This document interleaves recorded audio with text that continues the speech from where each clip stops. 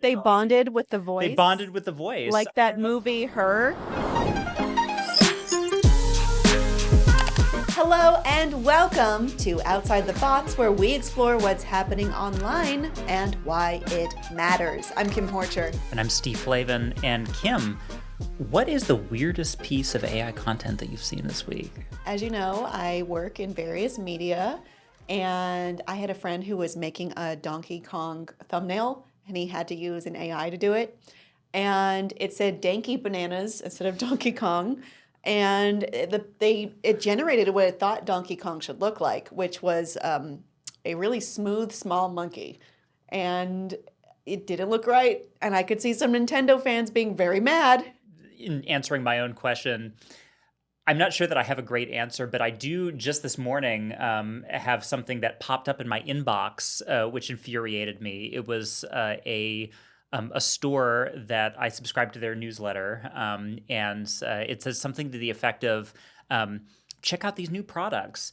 And I clicked it, and there were no new products in there. And it was clear that the email was written by AI, or I suspect that it was, because it just wasn't because it was pointless. It wasn't very thoughtfully done. It was clickbaity, and obviously clickbait predates the AI era, but that's essentially what we're going to talk about today, is that AI slop is sort of the new spam, but it's a volume game, and they're finding that the more of it that you generate, the engagement is going to go up as you as you generate more of it. They wouldn't do it if it didn't work on someone. And Sure. if logging on to Facebook for the first time in a while teaches me anything, is a lot of people do believe it. I think that's the worrisome part, because you see these things and you think, oh, what could be so wrong about this picture of a banana going to the beach and it has arms and legs? But there's many ways that it can be harmful. There is such a thing as misinformation that is pretty pervasive as well, that AI slop actively pushes out there. So before we get too far into the conversation, I think it's interesting to draw a distinction between AI slop and content that's made with the assistance of AI, because there is a distinction there. I would say that AI slop, is generally considered to be content that's made with generative AI tools with little or no quality control, easy to crank out. It's a volume game. I would say it's kind of the Wild West right now in terms of how creators are using them. There's certainly a good debate to be had about the ethics of using them, in terms of, both how those systems are being trained, like copyrighted data. I think that that'll be an interesting thing in the years to come to sort of clarify or redefine what copyright law is, or what the definition of copyright is. I noticed the new animated movie, The Bad Guys 2, has a very clear disclaimer, like, you cannot train AI on this. Mm-hmm. We made this. This is original. Mm-hmm. I could see how it would be easy to mistake it for genuinely CGI art, not, something that was turned out, but something that was meaningfully worked on. But at the same time, as a filmmaker myself and a content creator, I am interested in using AI tools as a way to, optimize or, save time for things that I don't really want to do. Let's take editing, for example. I really like to edit. I've used generative AI video before and, had it spit out something that is not how I would edit it at all. And the thing with AI tools that I am most frustrated by as a creator is that it does not really understand feedback. I'm just like, can you fix that? Like, can you change this? And what it'll do is it'll just crumple it up and start over. It'll just generate a whole new thing that's completely different. Where it's like, maybe all I wanted it to do was generate hands that don't have 6 fingers. What I've seen most commonly, I've been experimenting with Google's Veo 3 engine, which is kind of scary good on some respects, of making lifelike video that also has audio, where it will generate things that people say.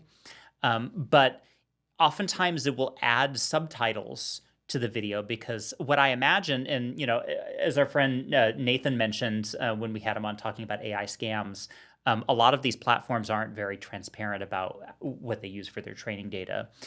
With Google, they own YouTube.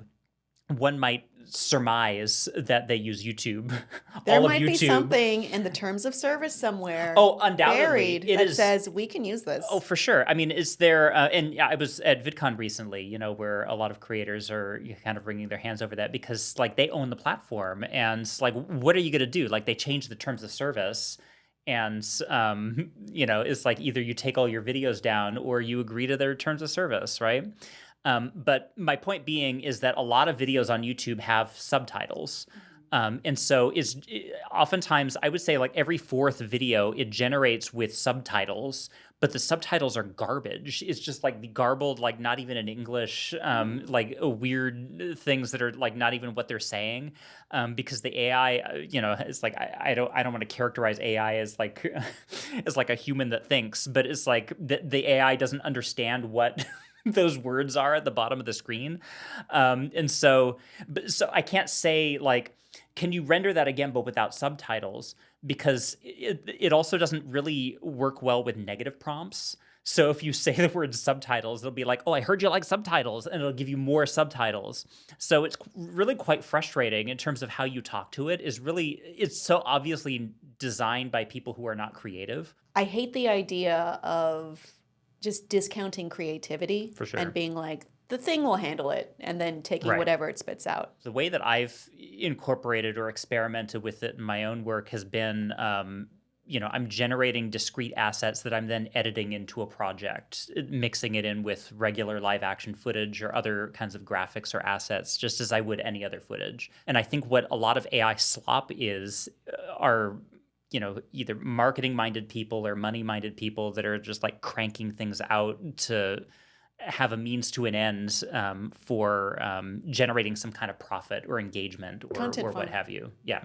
Fully. I mean, there's a lot of bot accounts that use fully AI generated, let's say text or video.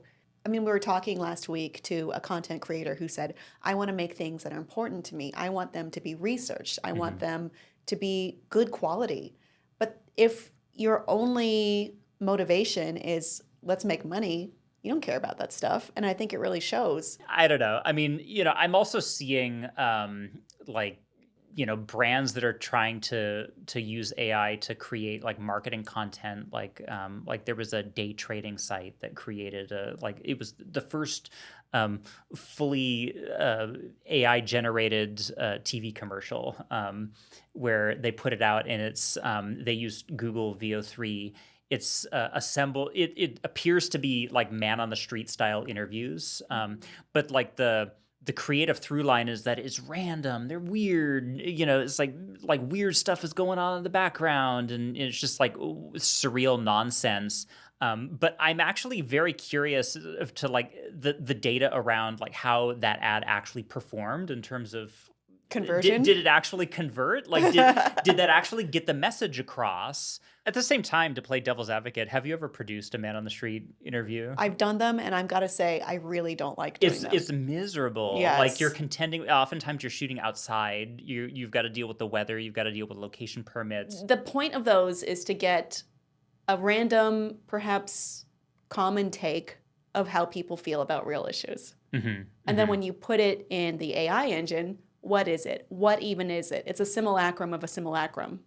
I'm a little skeptical because I've heard anecdotally about like media outlets that have been leaning on AI generated content, moving away from like their editorial teams, or it's like finding ways to cut costs, and then they find that the content doesn't actually perform that well because it sucks. Because it doesn't have an opinion. It doesn't have a point of view. It's an aggregate of other stuff. And when you average things out, you tend to get boring mush. There's what is the point of having, of all things, an op-ed generated by AI? This may be slightly off topic, but it's somewhat topical because just recently OpenAI released ChatGPT 5. I've heard people have had problems with it, but I'm not exactly sure why. I think the problems are overblown. I think a lot of the problems that I have read are people that just got they got accustomed to the tone of voice of ChatGPT 4, and they felt abandoned when it was upgraded, that it They felt like bonded with the voice. they bonded with the voice. Like I don't that know that that's movie, the only. Her? I don't know if that's the and the Joaquin only. Phoenix. Yeah, and no, it's essentially like that. I don't know if that's the only like pushback, but I was reading a lot of comments about like people who it's just like it felt like talking to a friend, and now that friend is gone. And it's like, okay, Oh, but you also gotta touch get some over grass, it. honey. I feel like it's in the worst case scenario, it's something that's misleading, or like realistic disaster footage is something that's quite disturbing that has Yeah, been I a don't like trend. that. I'm curious in your social experience, or just as you consume content, have you noticed an increase in that kind of stuff that you're fielding through? You mentioned Facebook recently, where maybe it's worse. I would say platforms like X, where there's an AI generator that's built into the platform, is particularly a place where you might see even more of that, because it's just so easy to like there's no barrier to just posting it. Curious what your POV is on your various socials. I think it's very pervasive. I actually don't use X and Facebook often because there's nothing there for me basically at this point, or nothing that I'm interested in seeing. So part of what I do is remove myself from those platforms. I think a lot of people do have literacy when it comes to divining slop from reality, though I think an alarming amount of people don't. And it's just something you have to think about now, unfortunately. I mean, it does seem a little scary with all of these fine lines between reality and pure slop, pretty close to each other. But it does seem like there's some regulation going in. I mean, or at least regulation so far as demonetization. YouTube is putting in a policy that, in effect, makes AI slop not profitable, at least on their platform, which if it is driven by money, the slop, then that's a very good deterrent at the very least. Yeah. And, I mean, depending on how you're using it, it's not all bad. Obviously, Firefox is incorporating some AI tools into the sidebar. And, I think really at the end of the day, it's about being vigilant. What's cool about, working for Mozilla and for Firefox is, we are advocates for ethical AI and establishing those guardrails, and doing what we can to help advocate for legislation around making an ecosystem that serves people and not corporate profits. So maybe this is me being very naively optimistic, but I've always believed as a content creator myself that good content rises to the top. That if it's good, it will find an audience, it will connect to an audience. I know that's not always the case. It sure isn't. But I think in aggregate it is true, and so I think we're gonna reach a critical point where some of this junk might not be effective. And on that note, that's all the time that we have for this episode, but we really want to know, what is the weirdest piece of AI slop that you've seen recently? Let us know in the comments. And we will be taking a short hiatus. Yeah, that's right. We're gearing up for another season of content, so stay tuned for that. And the best way to do that is to subscribe to the channel and be sure to download Firefox because it's the best. We'll see you next time.